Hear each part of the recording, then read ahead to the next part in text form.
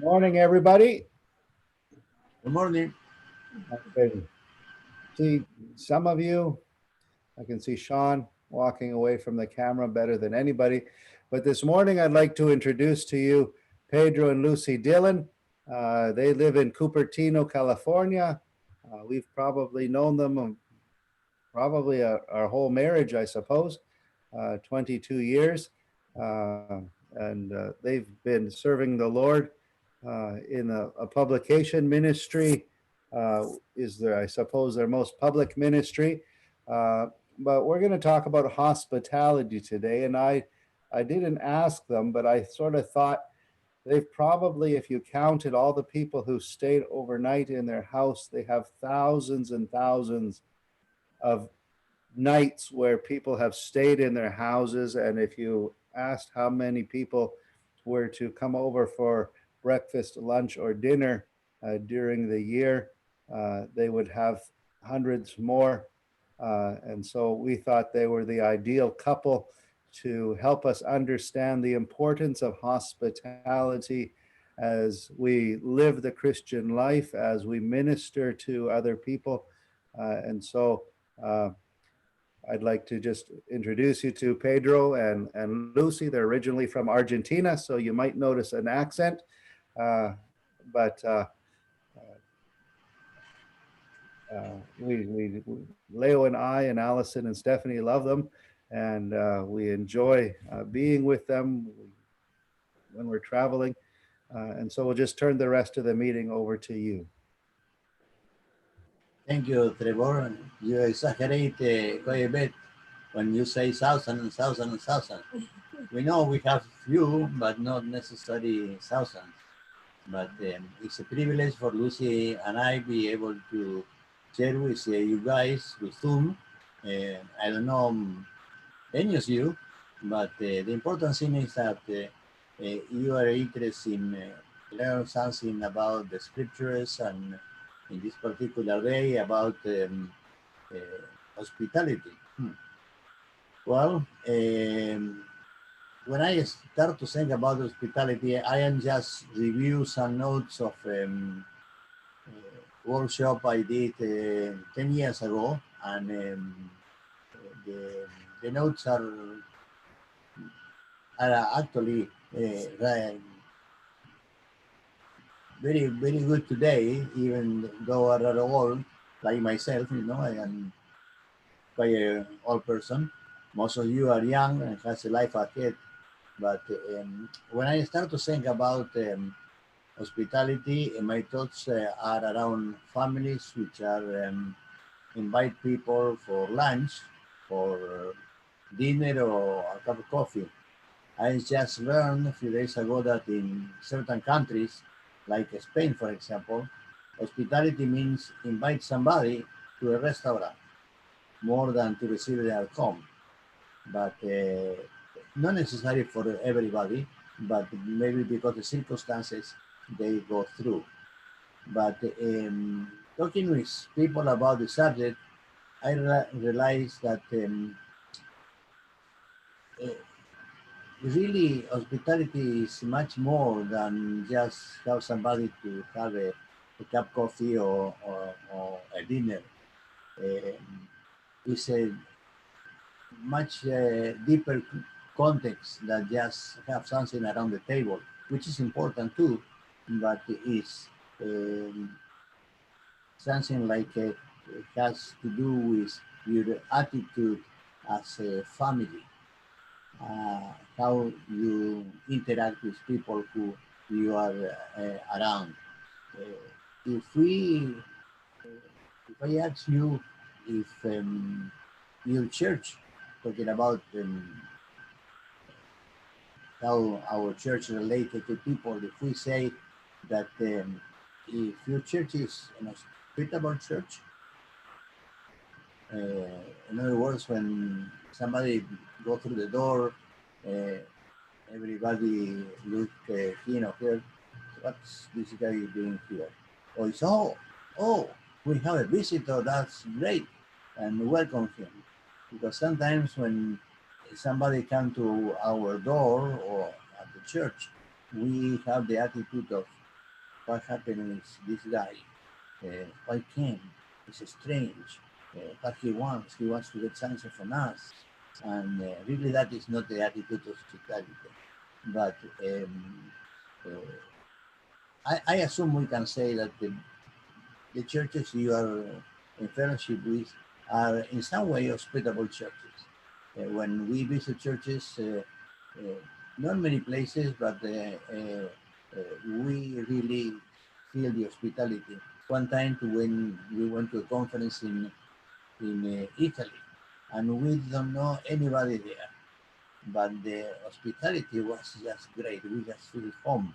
If they ask us, do you want to move to Italy? Oh yes, these people here are great because they receive it with their open arms and given the best place in their house. And so we really enjoy hospitality when we go to some places. When we used to go to Mexico sometimes in the past, we also experienced that the same kind of relationship that people have with us. And really is good to be hospitable as church. And well,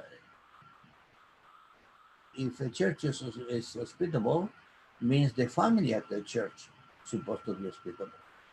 And of course, one of the things happens is if even if we can say, yeah, we are a hospitable church, we are a hospitable family, always is a room for improvement. And we were talking about that a little bit now. Now, it's interesting that the word hospitability, well, uh, came from the same root of the word hospital.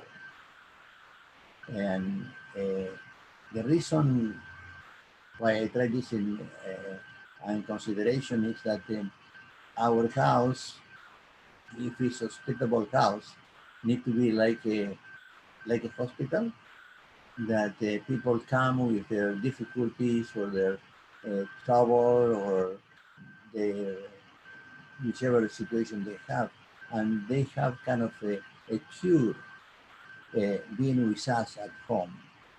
It's a kind of a difficult, but somebody say that the churches and the families need to be hospital to be able to be to practice hospitality. And uh, you know, in this time and age, sometimes we ask questions to Google. Hmm. So I did that years ago, and I asked the definition of hospitality, and I get 5,650,000 around answers. Well, we won't talk about any of those answers today. I mean, all the answers today, because it's a kind of a very very wide response.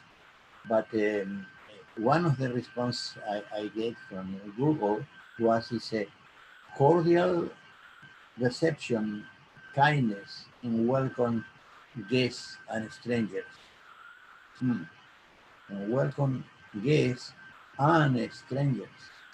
And Western Dictionary say that the act of service of welcome, receiving, hosting, and entertaining a stranger or guest without reward and with kind and generous liberality. So um, there are some definitions about hospitality that you maybe uh, agree or not. I prepared one time a search about the opinions of different peoples about hospitality and gave some interesting answers. And you probably have a idea of what hospitality is. One of the things I would recommend in relation to that is to read some of the books that are related to that. One is a book for Alex Strauch called The Hospitality Command. And that's a very nice book and that's all kinds of ideas. Also, Sharon Fleming wrote a book called Around the Table, and, talking about how that prepare meals and things like that. Um, of course, when we talk about lunches and coffee and dinner and things like that, and uh, I I see there are several boys there that uh, listen to us today, and for you that is well how I can prepare lunch or dinner. But maybe some of you are excellent in that, but normally that is something kind of over the shoulders of the wife. So ladies, be ready. That is important for you. Also, sometimes uh, how I prepare a dinner. Hmm. Uh, how you start with scratch. Lucy normally start from scratch in every meal. We do spaghettis and we do all kind of different things and start from scratch. And sometimes it's difficult to do that. But there are some books which also will give you some recipes about that. But one of the definitions I get from my friends is the hospitality is making others feel as comfortable in my home as they are in their own. Um, little more, another definition. Hospitality is welcome someone else into my life, not only my home, also my life. That is a little bit deeper situation. So in a very practical way, um, hospitality is not simple giving something to someone. Hospitality begins with a generous and merciful heart.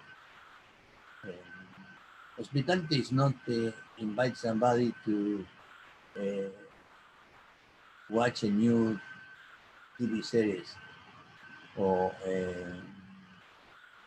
soccer game or some of the sports that you are familiar with.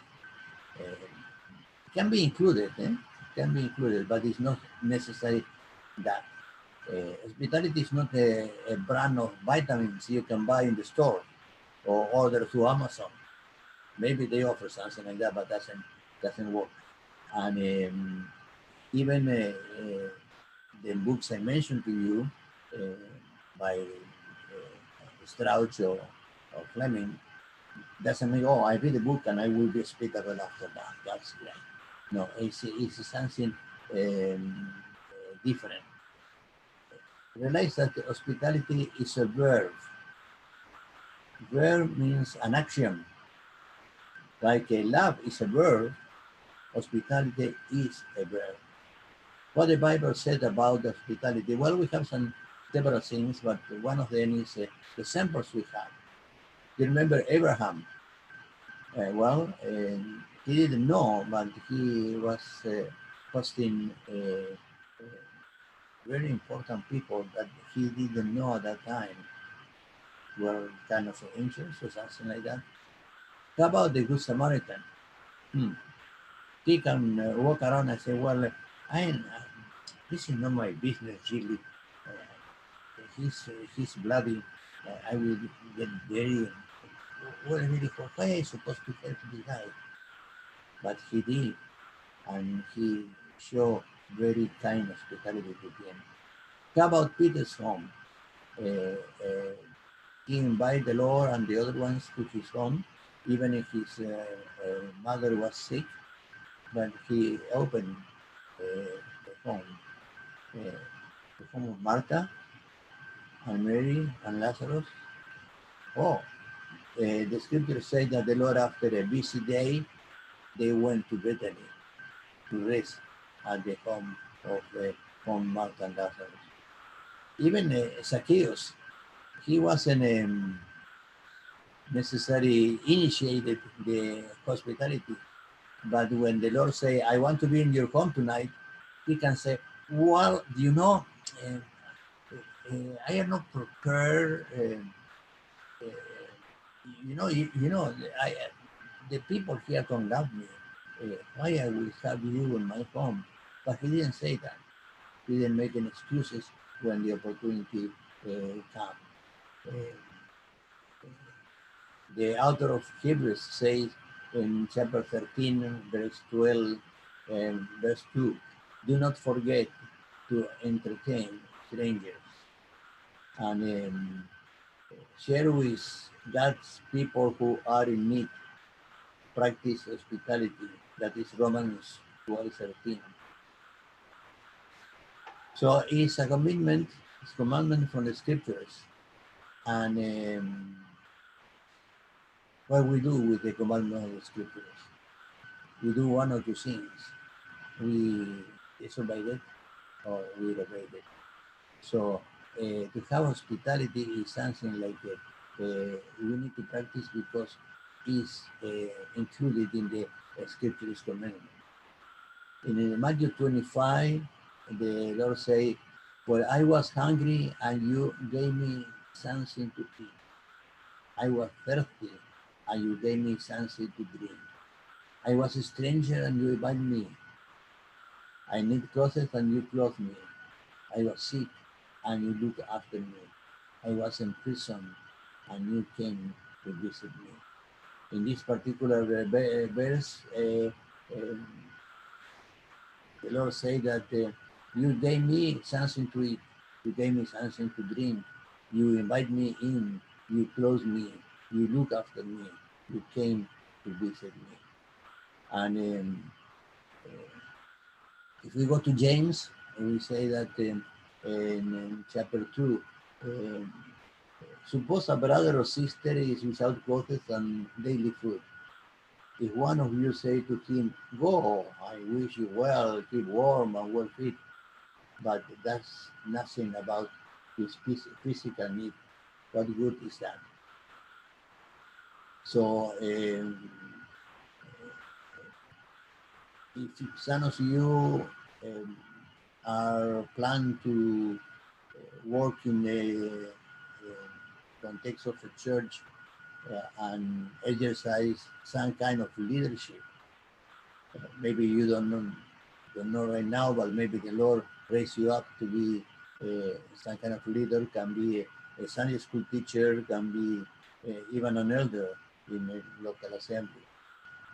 First Timothy 3:2 and other verses also indicated that the overseas must be above reproach, they have one's own life, temperate, self-controlled, respectable, hospitable, able to teach.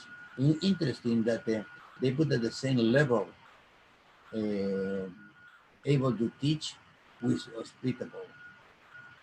So if you are able to teach and you are not hospitable, something wrong with it. So what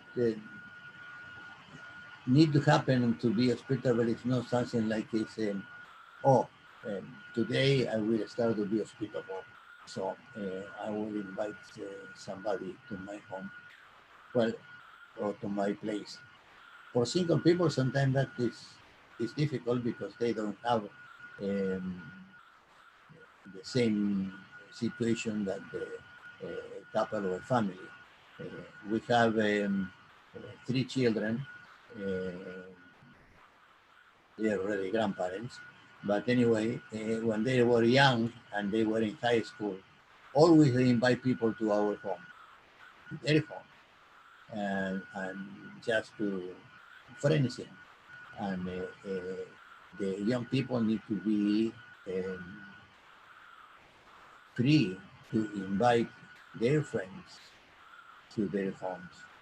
And it's something like you young people, I see quite a few faces, very far away, I see it, but anyway, you are there, and you are young people, and maybe your family is a hospitable family, and sometimes you can bring your friends to stay with you, or for any reason, to open your parents' home to your friends. And it's something like we need to exercise that.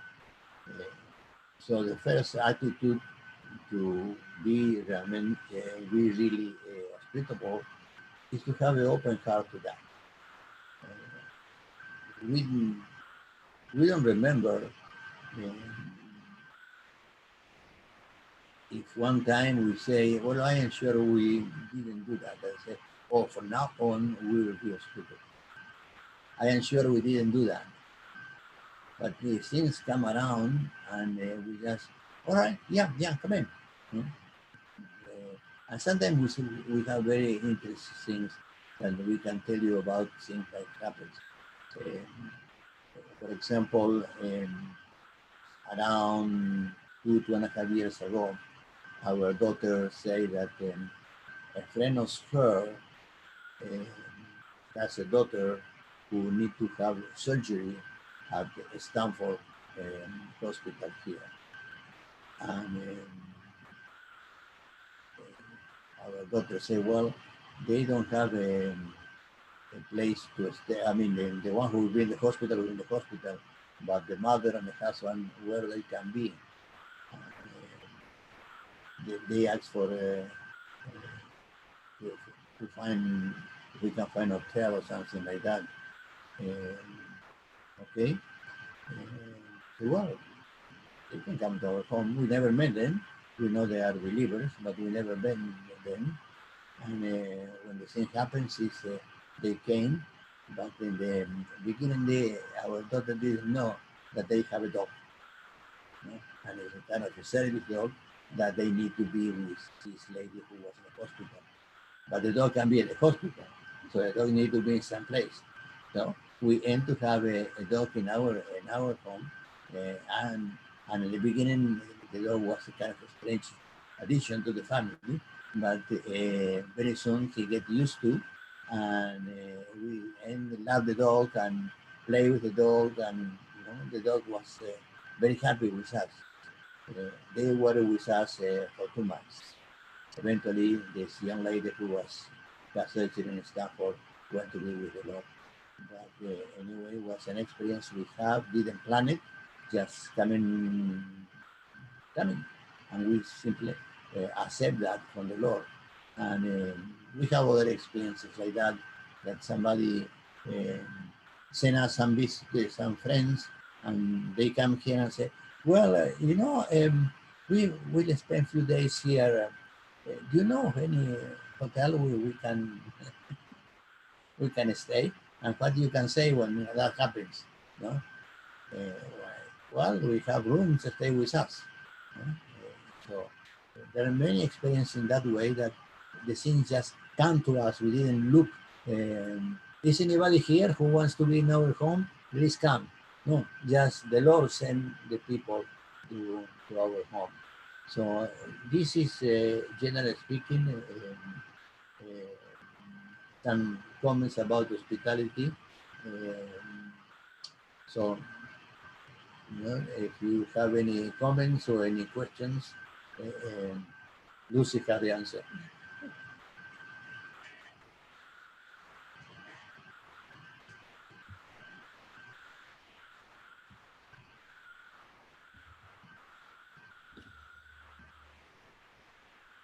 Now Trevor puts his glasses on, so now we're in trouble.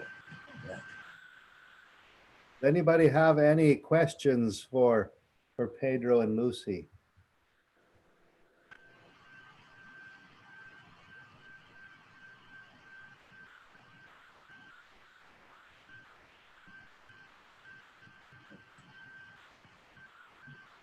They are so confused with what I say, they don't have any questions.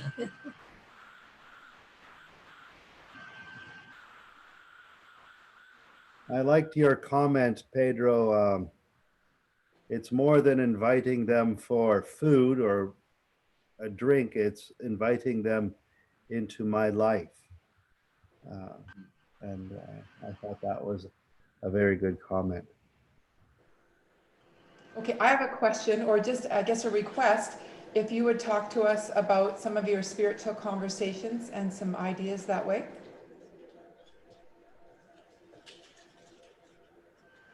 Can you repeat the question? If you have some comments on some of the spiritual aspects to hospitality and some of the maybe experiences that you've had, how to bring up, how to turn the conversation maybe towards a spiritual thing, or helping people when they come to your home like a hospital.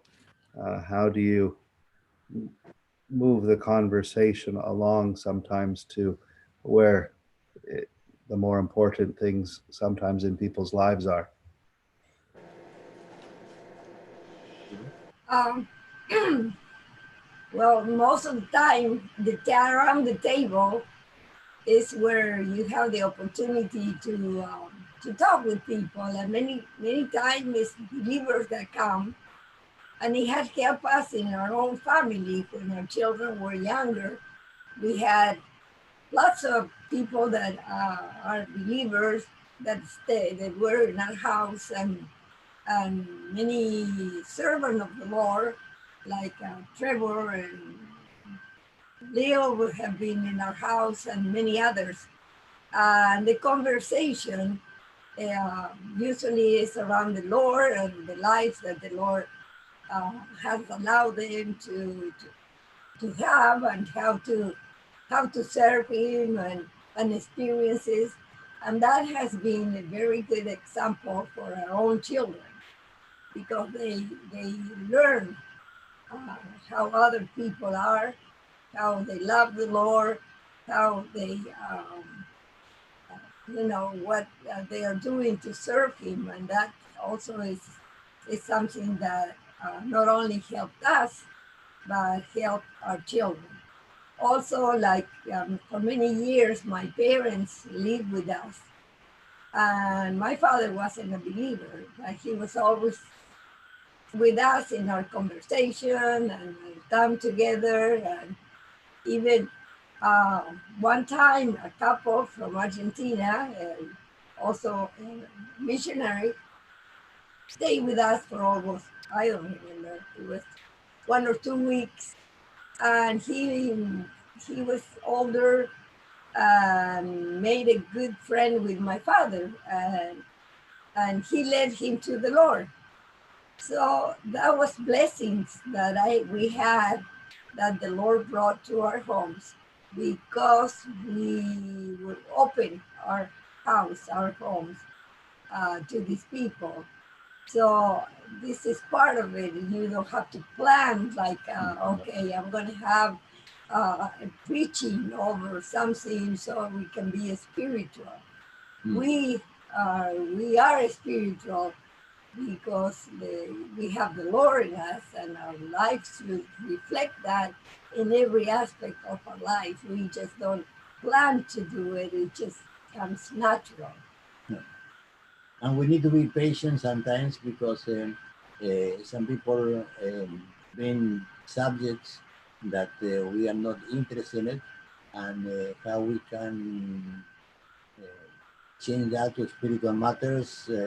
That sometimes is a challenge, but we don't try to say, as Lucy say, well, now we will enter into the spiritual circle of conversation. No, just our conversation need to be natural. If there are believers, excuse me, we ask, where are you coming from? Are you coming from Vancouver? Oh, okay, we were in Vancouver some years ago for the Olympic outreach there. Oh, yes. Oh, you go to Cascade Gospel Chapel? Oh, that's good. No? Or something else. And so we talk about things, as Lucy mentioned, related to the Lord. But sometimes when it's a saved person come to our home, and that happens, Lucy mentioned that maybe another who came to our home can be more direct, evangelistic per se. We believe our evangelization, more than what we say, is what we do, and the people need to see in us. Oh, they are different. Why they are different? Oh, because they have the Lord. The Lord. When Lucy mentioned about his father, we were reading the scriptures before meals, at dinner time. We didn't read Psalms 119, no, and we just read just a very short portion of the scriptures and pray in relation to what we were reading also. And but we need to be very careful because if we are reading with Lucy, for example, the Bible as we did, and we are in Leviticus, and there are some unsaved people here at the dinner and read the portion of the Leviticus, it can be kind of require a wide explanation, and sometimes it's better to read the Gospels, for example, when there are some unsaved people. But we have a plan to read. For example, now we have our cousin from Argentina who came to visit us for a month, but because the COVID-19, he was able to come back, so he stayed with us 6 months, or almost 6 months. After breakfast, we read some portion of the scriptures when reading the Gospel of Mark, and Lucy's reading, he's reading, and I am reading, but just a few verses, and we just expect that the power of the Word of God will work in his life and in our life too, of course.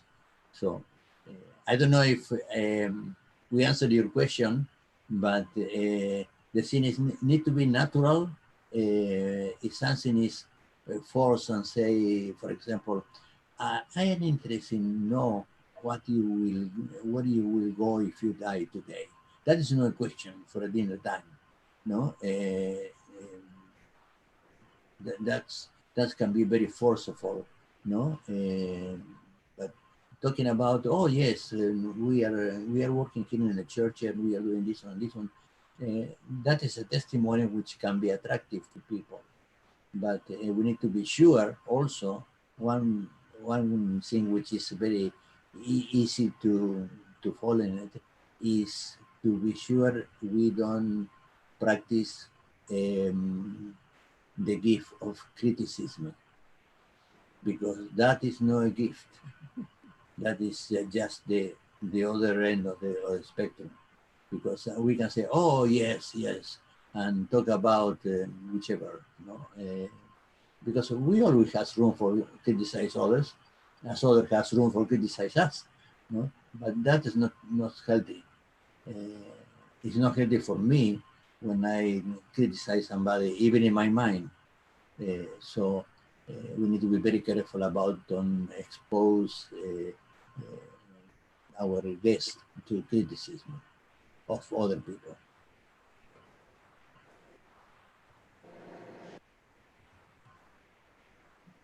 Where exactly do you live again? And when can we come and visit? What was the question? I didn't hear it. They were wondering where you live and when they can come to visit you. Well, depends. Our house is a big house, and because we have 3 children, which, as I mentioned, they are married and they are grandparents already. But we also have a basement, and sometimes when the crowd is big in the house, somebody need to go to sleep in the basement.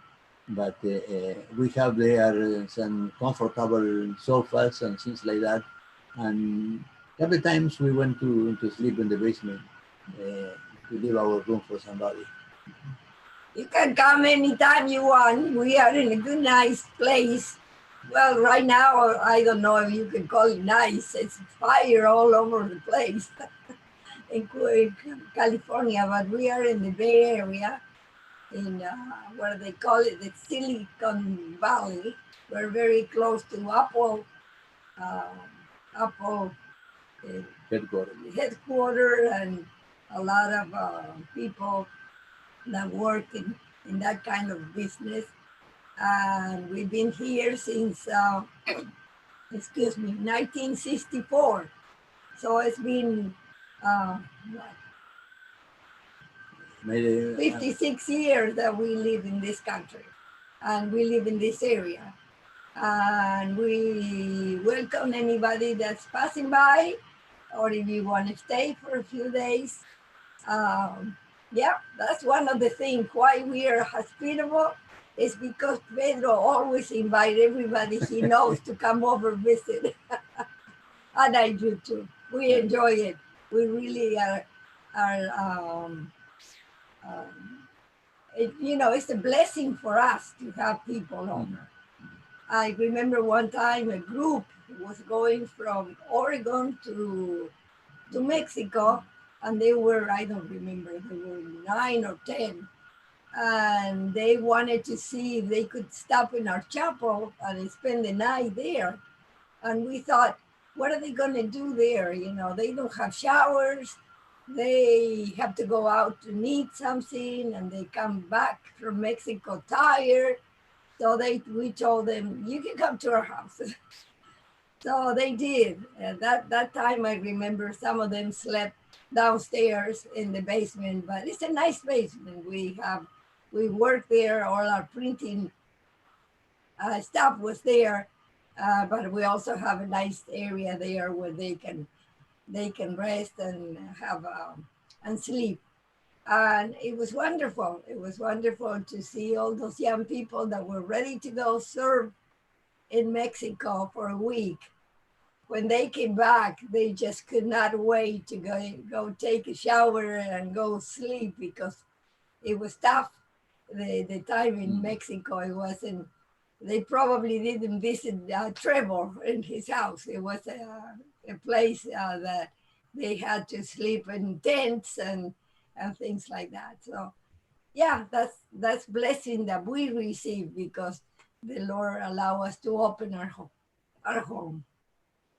one of the things that is important is the part that the wife has at home, because we men, we entertain the guests talking with the men and very serious matters and things like that, and yeah, but the lady need to be in the kitchen, making meals and be sure the meals are something which will be acceptable and will be enough, and be sure if they have a particular need, try to do that. And so the lady is the one who has more work to do when a guest comes, because there are at least 3 meals a day, and sometimes they come with children, sometimes they come with difficulties of other natures, and we just are working with serious matters with the men and things like that. But so that's the way it's supposed to be. So we realize that, or we know about the case that a brother who qualify as an elder, but he didn't accept the leadership in a particular situation because they didn't consider themselves hospitable. And they say, no, we need to work on that. So because if I am an elder, I need to be hospitable. And if I am a leader, need to be hospitable. And that happened not only for elders, but for Sunday school teachers, and for everyone who do leadership need to be hospitable. Doesn't need to means that need to receive in their house everybody else going through town, but it's very important.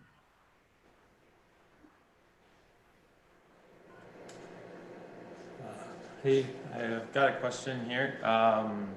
You guys mentioned always being ready to receive people.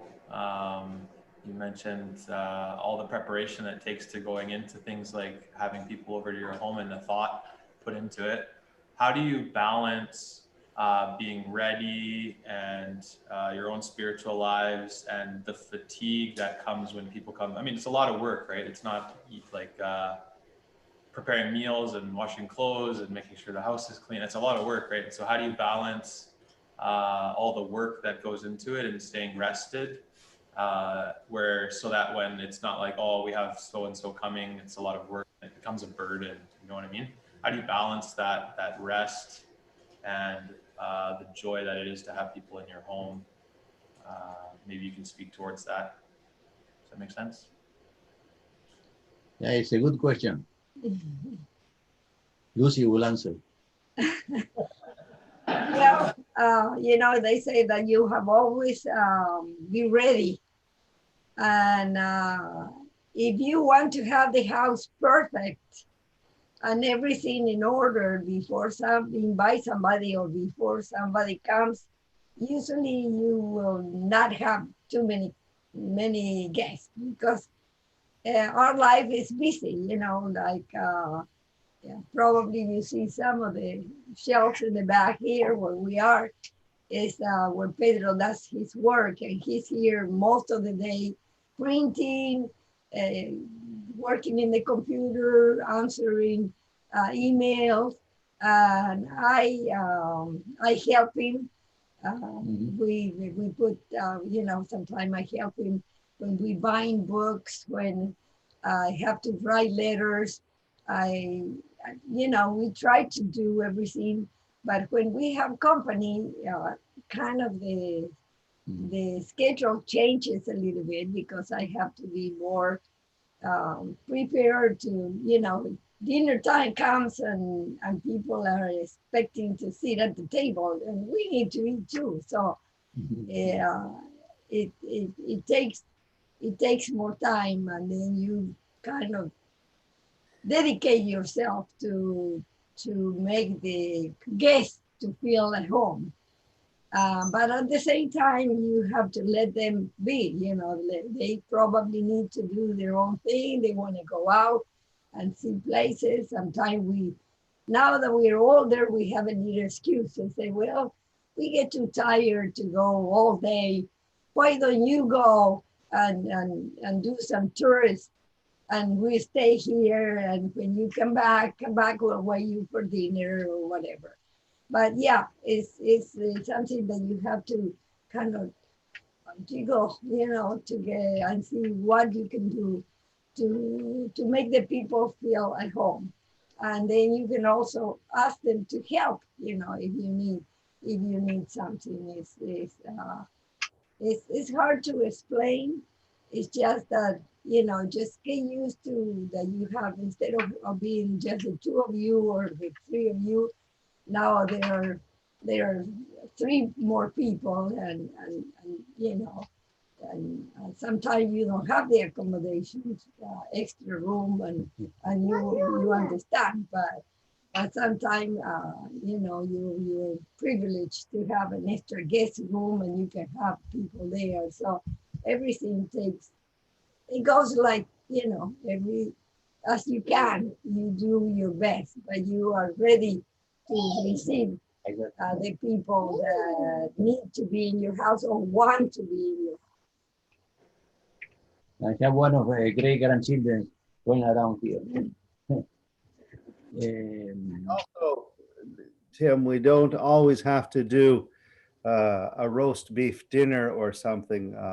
Most of the time, when we have people in our home, it's just instead of making 4 potatoes, now we're making 8 potatoes.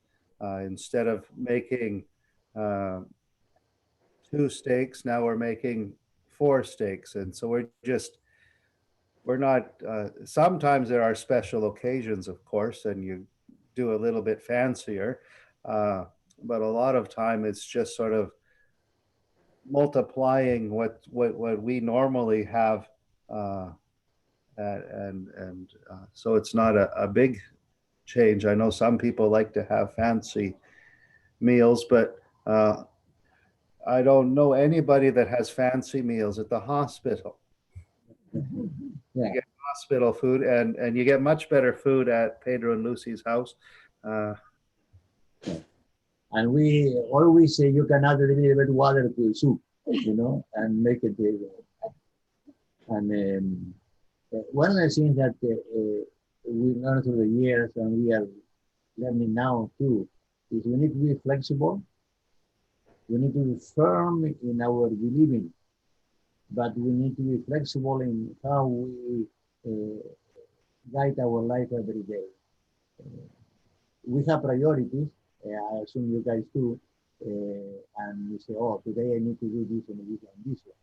But if something happens, you just change the priorities, and you don't say, "Oh, I need to do this one because I put it in my list of to do things today. I need to be done in this way." No, that doesn't work. At least in our life, it didn't work, and don't expect it will work either. But now we are, for example, talking with you, and I don't know if when we finish the conversation today, we will have some email asking us for send 50 books to some place. Oh, those books are not printed yet, so I need to just work out and try to print it and try to send it. So that means things I was planning to do this morning will be different. And when we think about the guests, if somebody say, Pedro, I will be there for to visit you. At what time you come? Oh, I will be there at around 12. It means you're coming for lunch, right? Oh, thank you. No, that's the way it works. So when somebody say, "Oh, I want to go to see you to talk with you," normally we say, "Are you coming for lunch or for dinner?" Never for breakfast because we are no, we are Latins. We work until 11:30 at night, but we today I am a little bit sleepy because it was 7:15. But so we need to be very flexible in our Christian life and in how we do things at home. I would like things to be different sometimes when we have some visitors, but I am flexible enough to the Lord pushing me to be flexible enough to let things be different when it's not that serious. No? And really, what the Lord is, what the Lord works in our life, we are not hospitable by nature. We are hospitable by the work of the Lord in our life. It's nothing we do because, oh no, we just, no. It's just the Lord. He is the one to move us to be hospitable or to do things for Him. It's nothing like you can say, I work hard. Now I supposed to have results. No. The result is coming from the Lord. And that happens when we invite somebody to come, when somebody invite themselves to come, doesn't matter. We are just trusting the Lord for that.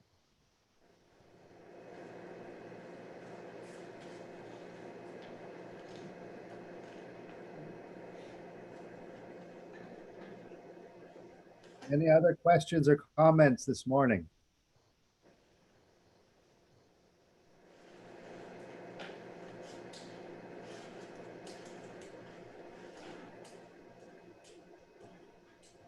Well, if there aren't any, we'll just, are you guys going to go to prayer next for a few minutes? Yeah. Yes. Yes. Uh-huh. See?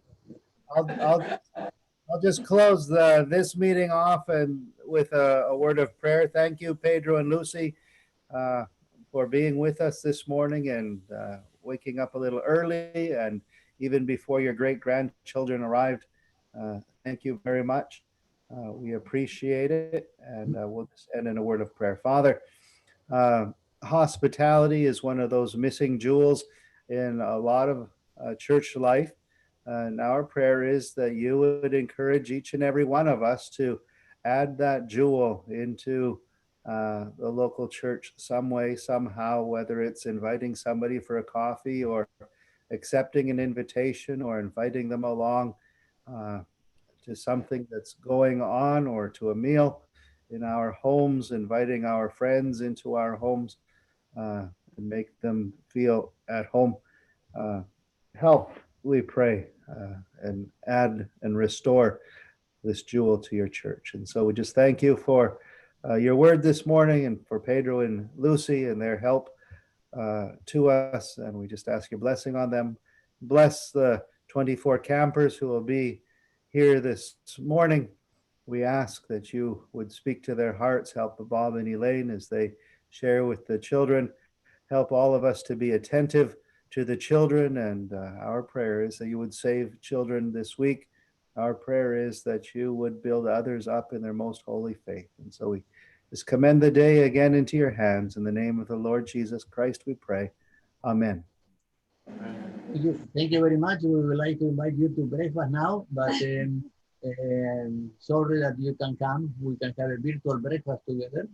But it's a privilege to talk with you guys, and hope the Lord will help you to be hospitable and encourage others in your own homes, young people, to be hospitable, and we will realize how hospitable is the Lord with us, that always provide what we need, anything, all the time. Yeah, and as the years go by, you learn to be more, to have more people in your house.